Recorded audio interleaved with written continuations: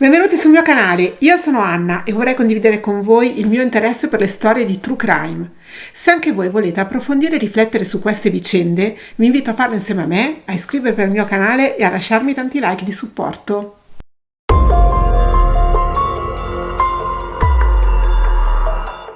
Quanto possono essere complicati e complessi i rapporti con i colleghi di lavoro? Quanto può essere difficile e stressante relazionarsi con loro? Oggi vi racconto una storia accaduta prima che si coniassero termini come mobbing e stress da lavoro correlato. Oggi vi racconto la storia del killer dell'Università di Padova, il killer di fisica. Oggi vi racconto la storia di Mariano Molon. Mariano Molon nasce a Conselve, un piccolo paese in provincia di Padova, nel 1954. La sua è una famiglia modesta, sia economicamente che culturalmente. La mamma è casalinga, mentre il papà è agricoltore. Vicino a casa sua abita anche la famiglia dello zio, del fratello del padre, che ha un figlio della stessa età di Mariano, che è figlio unico, e nel cugino trova un compagno di vita, un fratello praticamente. I due frequentano insieme l'asilo e le elementari ed entrambi vengono bocciati in terza elementare a causa di numerose assenze dovute a malattie. Finiscono le elementari e le loro strade però si dividono perché lo zio decide di trasferirsi con la famiglia. Mariano rimane così solo e frequenta le scuole medie di Conselve. La scuola gli piace, è portato soprattutto per la storia e per la matematica. Dopo le medie decide di iscriversi in un istituto tecnico a Padova, all'indirizzo per disegnatori. È molto bravo nella pratica, gli piace molto disegnare, ma trascura un po' la teoria e così al terzo anno viene bocciato. Nonostante questo fallimento però Mariano si diploma. Fin da bambino Mariano è un abitudinario. Le sue giornate si sviluppano in modo sempre uguale. La scuola, l'oratorio e qualche partita di calcio. È sempre stato legato al mondo della parrocchia e si iscriverà anche ad Azione Cattolica, dove rimarrà iscritto diversi anni. Si iscriverà anche alla UIL, ma non tanto perché è interessato al mondo sindacale e alle sue battaglie, piuttosto per darsi un tono nei confronti degli altri. Più tardi si iscriverà anche a Democrazia Cristiana. Le relazioni con gli altri sono sempre serene, raramente ha litigi o scontri o problemi con qualcuno, ma le sue relazioni sono sempre legate al mondo o scolastico o parrocchiale e sono sempre molto superficiali. Mariano non si confida e non si lascia andare. È un ragazzo piuttosto schivo. Ha qualche ragazza, ma nulla di serio, fino a quando non conosce Anna Maria Rizzetto, con la quale avrà una relazione di 4 anni e poi si sposerà perché lei è incinta e subito dopo il matrimonio nascerà Samuele. Sempre in quel periodo Mariano verrà assunto dall'Università di Padova nella facoltà di ingegneria, prima con il ruolo di tecnico esecutivo incaricato, poi passerà a tecnico di ruolo presso la cattedra di progetti di macchine. Le cose sembrano andare bene, la vita coniugale scorre serena e non mancano attestati di stima dai suoi superiori in università. Ma a partire dagli anni '80 la situazione prende una svolta inaspettata.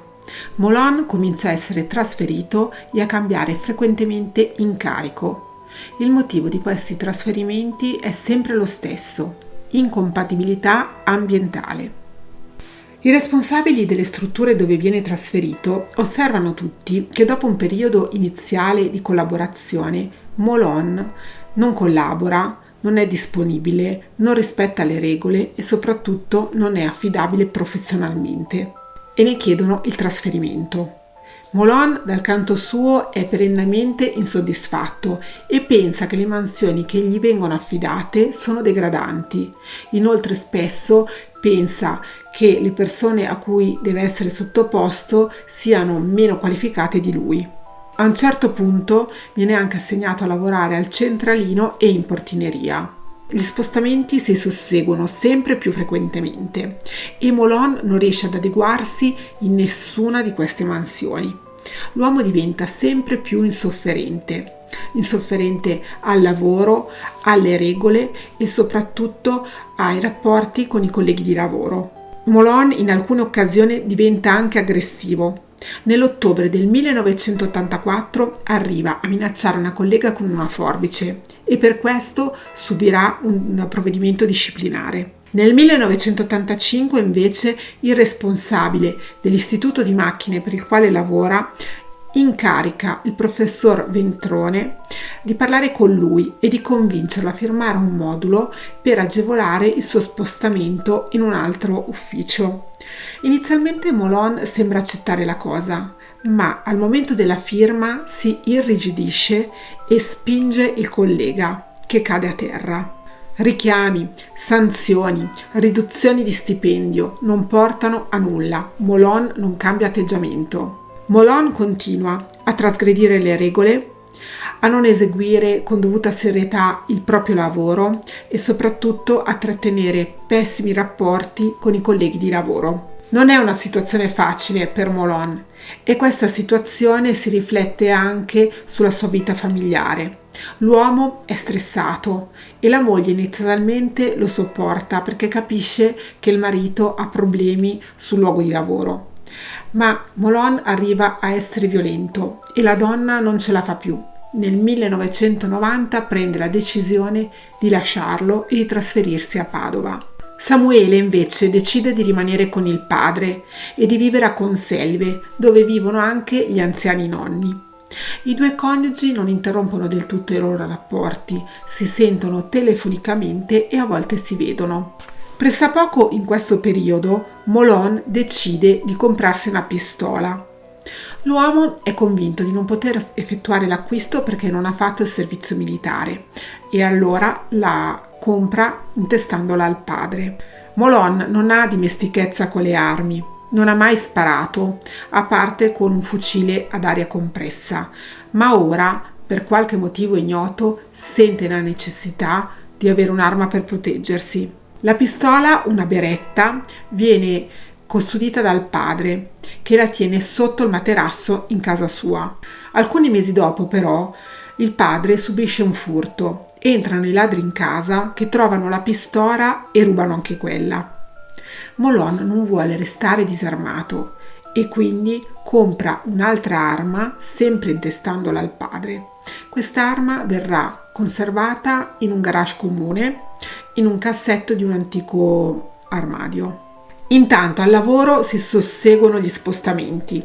Viene spostato dalla facoltà di fisica alla facoltà di chimica organica e dal 97 dalla facoltà di chimica organica alla facoltà di fisica tecnica, diretta dal professor De Ponte. Molon persevera nella sua intrattabilità. Durante le ore di lavoro si occupa delle sue faccende personali, legge il giornale, sta le ore al telefono. Finge di non sentire quando gli vengono fatte delle richieste e cestina quelle che le vengono presentate per iscritto. I suoi due colleghi, Bezze e Maccato, insofferenti, si rivolgono al professor De Ponte chiedendo che prenda in mano quella situazione. De Ponte allora indice una riunione il 5 marzo del 1999 e scrive una lettera di richiamo che intende consegnare a Molon proprio al termine di quella riunione. Quando Molon riceve la convocazione dal professor De Ponte per quella riunione del 5 marzo si agita. Pensa di essere lui il motivo di quella riunione ed è convinto che i suoi colleghi si siano coalizzati perché lo odiano e lo vogliono far licenziare. La sera precedente, il 4 marzo, si rivolge al collega Walter Maccato, un uomo che è stimato e apprezzato da tutti, sia per le sue doti umane, sia perché svolge l'attività di sindacalista CGIL e lo fa con impegno e compassione. Maccato inizialmente non vorrebbe rispondere a Molon, Poi gli fa capire che quella riunione sarà incentrata sulle relazioni con i colleghi e sui rapporti di lavoro e consiglia a Molon di farsi vedere più collaborativo e più attivo all'interno della vita aziendale. Molon a questo punto non ha più dubbi, ce l'hanno tutti con lui e il giorno dopo lo attaccheranno tutti.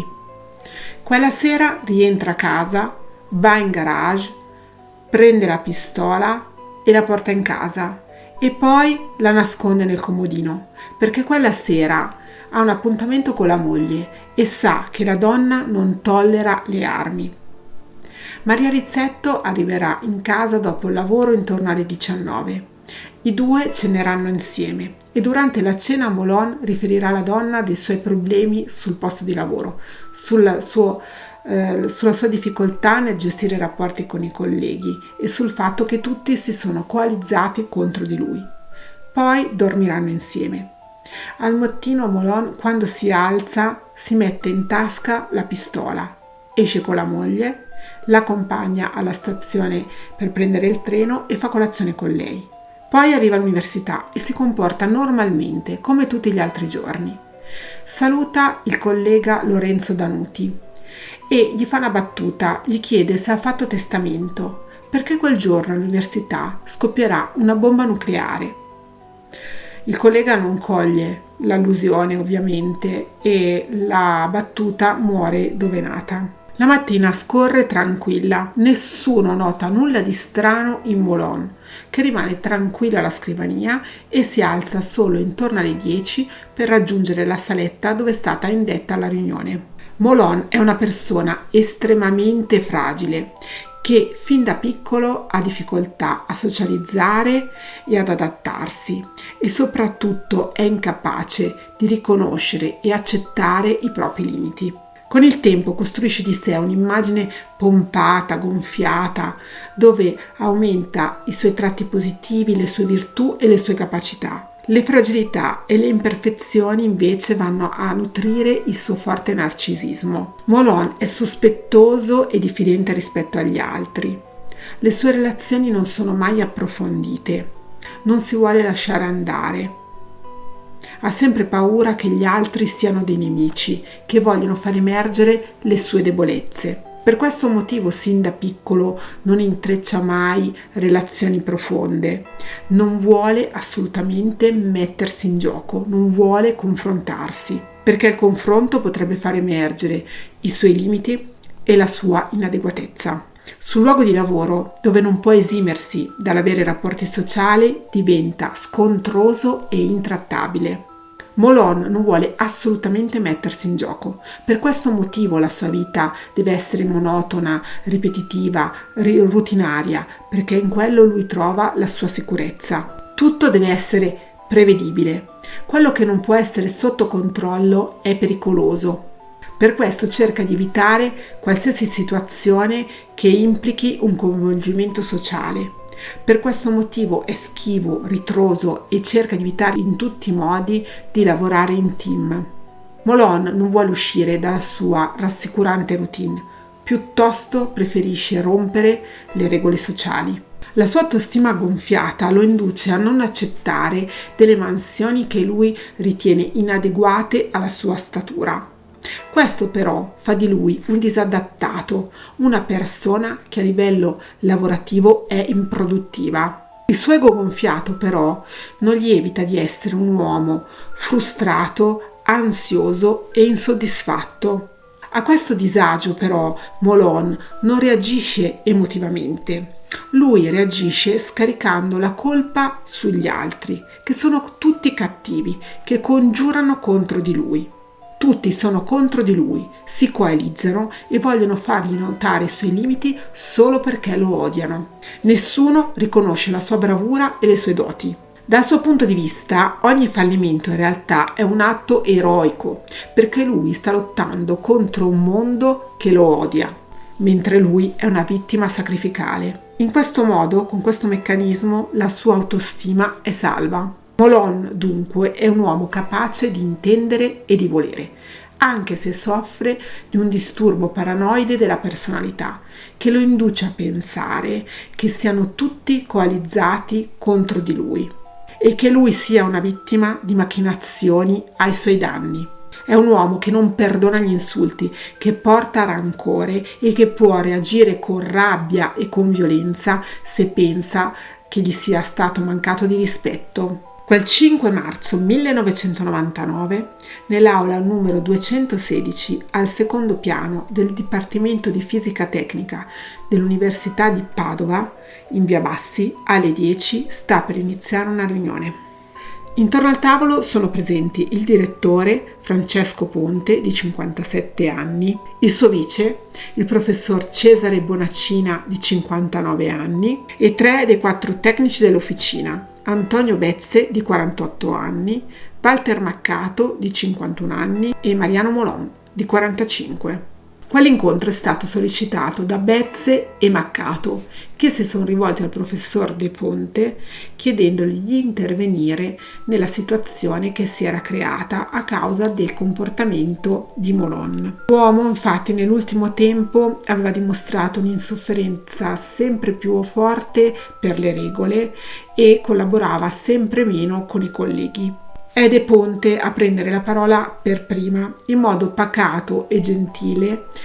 Ricorda ai presenti quanto sia importante rispettare le regole e collaborare serenamente con i colleghi. Il suo discorso è morbido e pacato e non è rivolto direttamente a Molon, ma a tutti i presenti a quella riunione. L'intento di quella riunione, infatti, non è quello di fare un processo a Molon, è un tentativo di riassorbirlo nell'ambiente lavorativo. L'intenzione del professor Del Ponte è quello di affidare poi il richiamo personale direttamente a Molon al termine di quella riunione.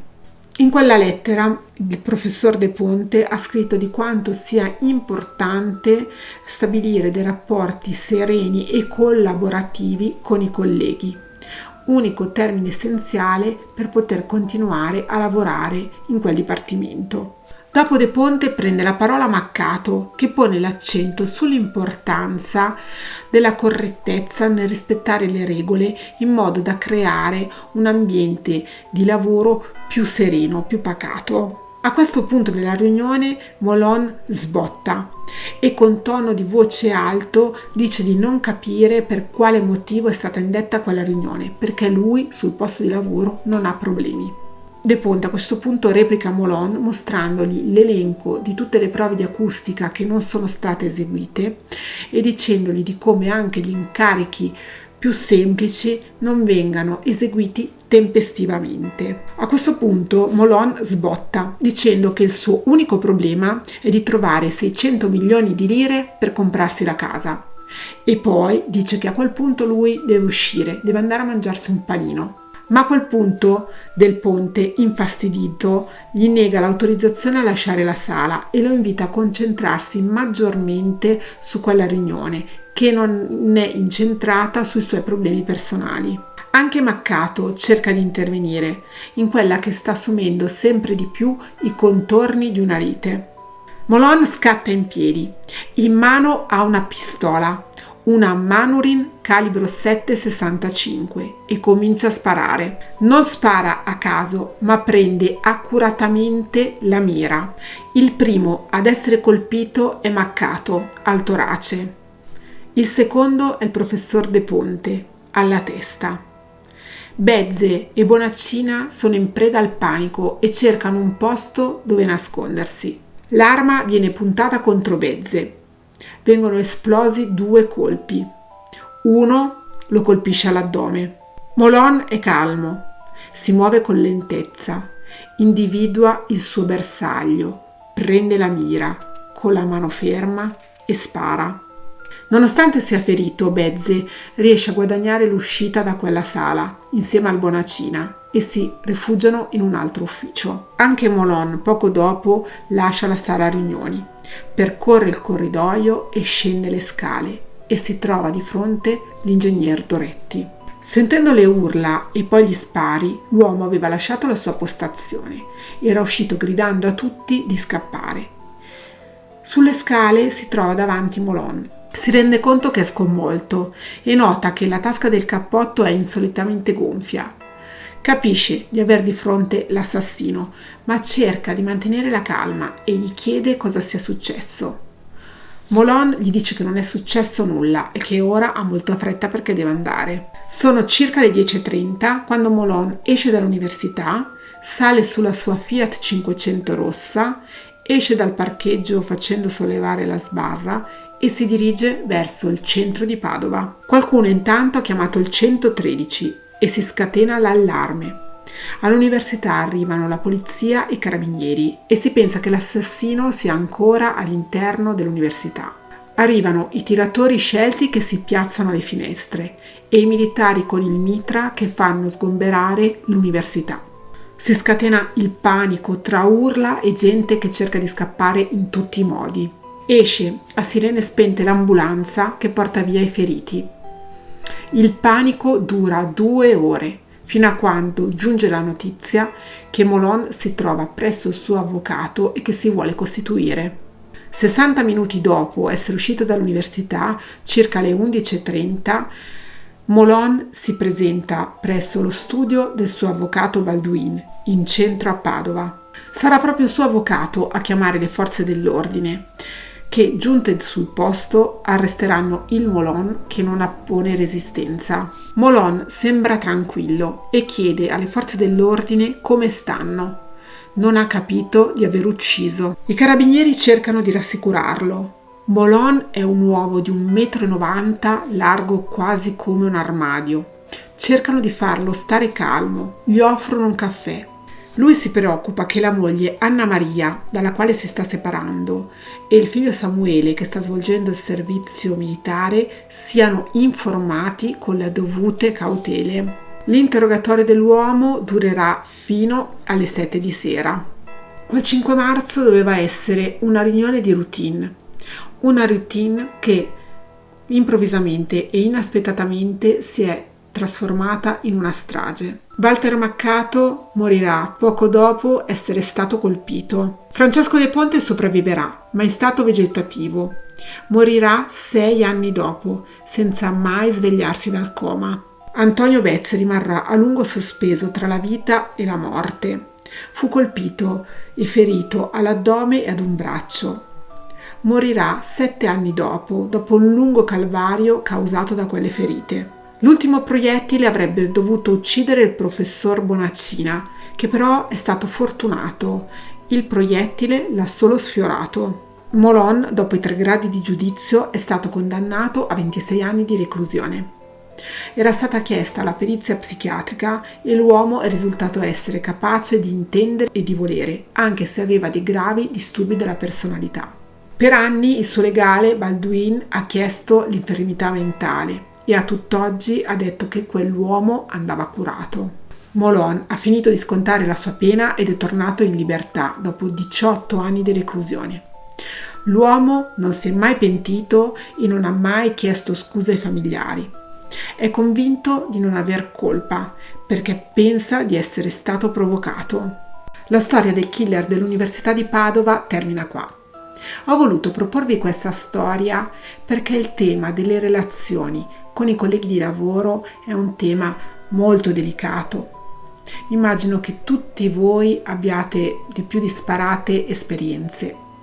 Sul posto di lavoro ci troviamo a lavorare con persone che non abbiamo scelto, con le quali passiamo più tempo di quello che passiamo con i nostri familiari e che condividiamo con loro molti aspetti inevitabilmente della nostra vita quotidiana. Non è facile relazionarsi, creare un buon clima e lavorare serenamente. Voglio dedicare questo video ai miei colleghi, con alcuni dei quali lavoro da oltre 20 anni.